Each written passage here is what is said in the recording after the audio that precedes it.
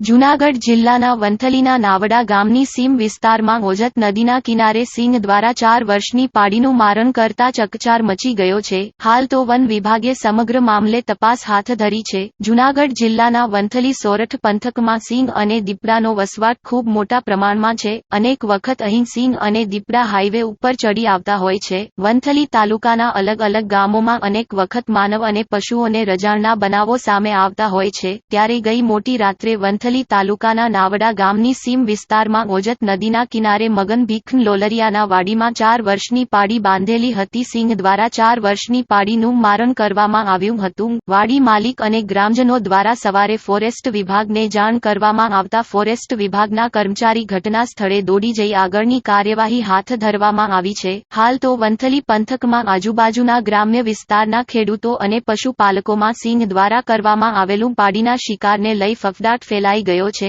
Ramesh single, Vanthali.